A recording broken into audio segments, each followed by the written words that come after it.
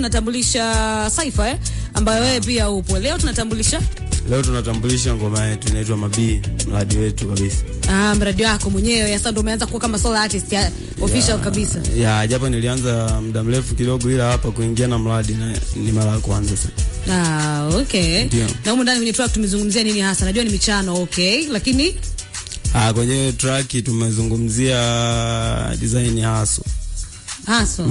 Mabii, kuna ngoma inaitwa Mabii. Mabii? Umeichukua kwa Dosanga? Ile. Tunazungumzia haso, jinsi ya kutafuta pesa ziwe mingi. Mabii. Mabii. Okay, na nini ambacho kilikuvuta mpaka ukaamua wewe hii ni ya mbunge wa Makambako ambako wewe pia una represent na nini ukaichukua ukaiweka kama track? Kikubwa ni idea ilikuja kutokana na ile Mabii kweli ya kwake father. Kutokana na ile ilikuwa narudia Mabii sema ilinikaa sana ule msemo Mabii. Okay. Mabii kwa hiyo nikana naenda nao kila nakwenda. Unajudia kuna muda nikakuta nimepata beat fulani. Nikafanya kama masiala afu ikawa serious. Nikaona hii kumbe inaenda afu nikapata verse kali nikaweka. Kaondoka hivyo, ila ni Mabii kweli. Na ni Mabii kweli. Na imeshaanza kutembea kweli Mabii unayaona yakini. Ni Mabii anaonekana inasepa.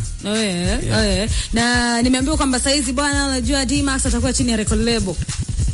Hilo liko wazi. Before jazungumza na CEO, mimi nataka kufahamu kwanza the moment ambavyo ilikuwa mpaka ukaona bana mimi naweza nikajoin hapa kwa mshikaji na nini nikasimamiwa fresh.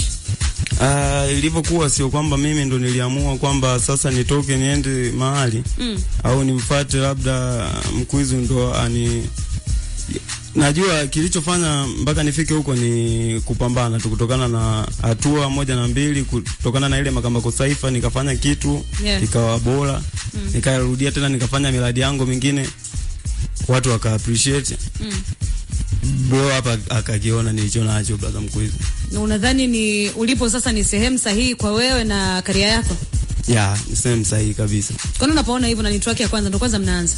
Kwa sababu sio mwanzo mbaya, na sijaona dalili mbaya, na sio kwamba ndo tumekutana leo tukasema leo tufanye ngoma na tuungane. Hapana, ni muda mrefu. Ina maana tumeshasoma, na mimi namjua yeye ananijua. Tunafahamiana wote. Ina maana tushajuana, tunajua tunataka tufanye nini, tufike wapi. Na nataka mfike wapi kwani? Tunataka tuenze Mabii. Na Mabii. Mabii. Okay. Sweet sound. Get us on this one. On this moment.